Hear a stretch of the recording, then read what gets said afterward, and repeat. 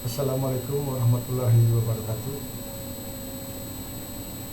Selamat siang, selamat berjumpa kembali dalam mata kuliah Administrasi Perbankan Syariah, yang mana pada kesempatan ini adalah merupakan pertemuan keempat. Kita akan membahas tentang produk-produk bank syariah. Di bulan yang penuh rahmat ini, saya ucapkan selamat menunaikan ibadah puasa bagi saudara yang telah menjalani ibadah puasa. Semoga puasa kita dapat diterima oleh Allah Subhanahu wa taala. Dan sambil menunggu buka puasa, baiklah kita ikuti saja atau kita mulai saja perkuliahan di kesempatan ini. Untuk yang pertama adalah tentang penghimpunan dana, yang mana di penghimpunan dana tersebut adalah ada mudharabah, yaitu akan usaha dua pihak, di mana salah satunya memberikan modal sedangkan yang lainnya memberikan keahlian dengan nisbah keuntungan yang disepakati. Dan apabila terjadi kerugian, maka pemilik modal menanggung kerugian tersebut. Karena karakter mudharabah seperti ini, maka ia dapat diterapkan pada dua produk, yaitu tabungan dan deposito. Kemudian dengan menerapkan mudharabah pada tabungan dan deposito, maka nasabah bertindak selaku shahibul mal dan bank selaku mudarib. Selanjutnya, nasabah dan bank harus menyepakati nisbah bagi hasil ketika pembukaan tabungan dan deposito mudharabah.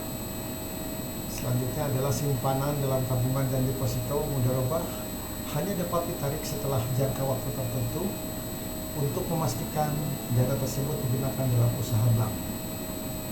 Selanjutnya adalah pembagian hasil menurut tradisi yang berlaku di Indonesia, yaitu pembagian hasil dilakukan pada tiap akhir bulan.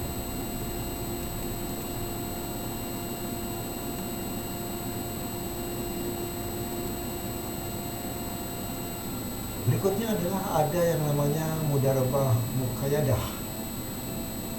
Adalah akad mudharabah di mana bank diminta oleh nasabah untuk menyalurkan dana kepada proyek atau nasabah tertentu.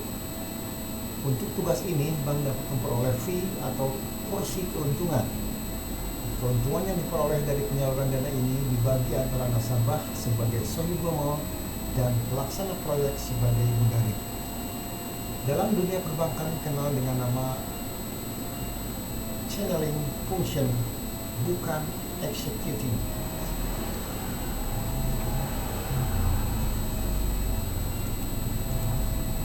Ada juga yang namanya card. Di Iran dan beberapa negara Timur Tengah lainnya, akad card dijadikan dasar untuk produk giro dan tabungan. Bank diasumsikan meminjam dana dari nasabah dan dapat ditarik sewaktu-waktu. Bank dapat memberikan hadiah atas pinjaman yang diberikan oleh nasabah sepanjang tidak diperjanjikan di muka.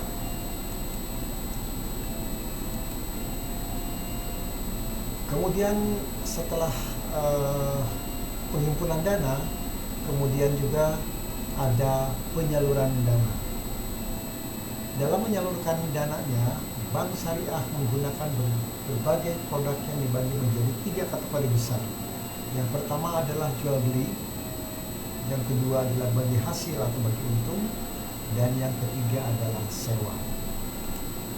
Produk jual beli dalam bank syariah saat ini dibagi menjadi 3 jenis, yaitu murabahah, saham, dan salam paralel,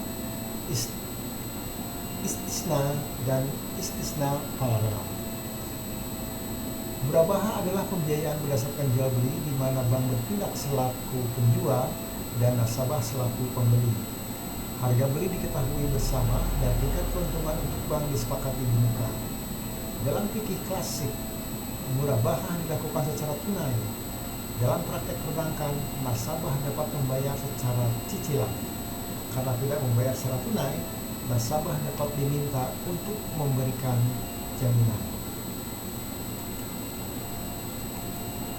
Nah, untuk produk pembiayaan ada yang namanya salam, adalah pembiayaan berdasarkan jual beli pesanan sebagaimana terdapat dalam karakteristik salam. Dalam pembiayaan ini, bank bertindak selaku pembeli, sedangkan nasabah bertindak selaku penjual. Uang pembelian diberikan di muka kepada nasabah. Yang ketiga adalah karena barang akan dikirimkan kemudian, maka nasabah selaku penjual berhutang kepada bank. Biasanya diterapkan untuk pembiayaan produk pertanian atau produk-produk yang terstandarisir. Bank hanya mendapat keuntungan apabila komoditi yang dikirim oleh nasabah dijual ke pihak ketiga dengan harga yang lebih tinggi. Bank dapat menjual barang tersebut sebelum jatuh tempo kepada pihak lain dengan cara yang sama, tapi tidak boleh dikaitkan dengan salam yang pertama. Produk ini disebut salam paralel. Kemudian istisna. Pembiayaan yang berdasarkan akad istisna mirip dengan salam. Perbedaannya terletak pada objek yang dibiayai dan cara pembayaran. Pada istisna, objek yang dibiayai bersifat customized sehingga harus dibuat lebih dulu. Pada salam, objek yang dibiayai terstandarisasi. Dan pada salam, pembayaran oleh bank dibayar di muka sekaligus, sedangkan pada istisna, pembayaran oleh bank dapat dicicil atau secara bertahap.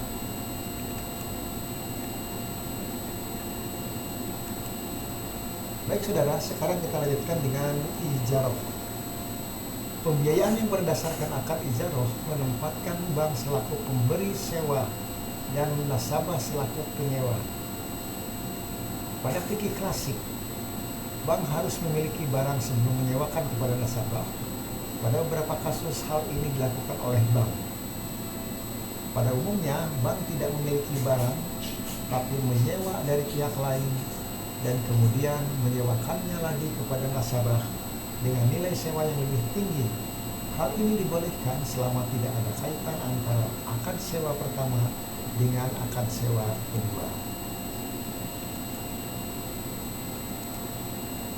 Untuk mudharabah, pembiayaan mudharabah menempatkan bank selaku sahibul maul yang menyediakan dana modal dan nasabah sebagai mudarib atau pengelola usaha. Dalam fikih klasik yang dibandingkan antara keduanya adalah keuntungan, yaitu hasil dikurangi biaya-biaya. Dalam perbankan syariah yang dibagikan adalah revenue, karena seringkali tidak terjadi kesepakatan antara bank dan nasabah pada besaran biaya yang digunakan oleh nasabah. Nisbah bagi hasil disepakati di muka termasuk apabila terjadi kerugian. Berikutnya adalah musyarakah.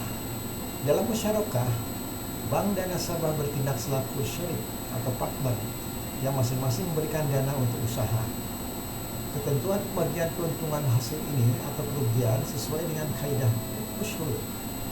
Aribhu bima tafaqaw wal kasaratu biqadri malihi. Keuntungan dibagi menurut kesepakatan, sedangkan apabila terjadi kerugian dibagi menurut porsi modal masing-masing. Selaku syarik, bank berhak ikut dalam pengaturan manajemen sesuai kaidah musyarakah.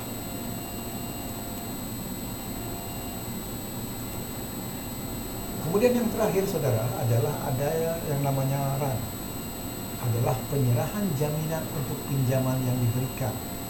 Ran dalam syariah memiliki dua makna. Pertama, fidusia, penyerahan barang tapi hanya dokumennya saja yang ditahan. Barang masih digunakan oleh pemilik. Yang kedua adalah gadai, penyerahan barang secara fisik sehingga pemilik tidak dapat menggunakannya lagi. Nah, demikian produk-produk di dalam administrasi perbankan syariah. Semoga saudara dapat memahami apa yang saya sampaikan tadi. Untuk lebih kurangnya saudara bisa membaca modul yang sudah disiapkan, dan apabila ada pertanyaan-pertanyaan bisa ditanyakan setelah pertemuan offline nanti. Demikian saudara. Assalamualaikum warahmatullahi wabarakatuh.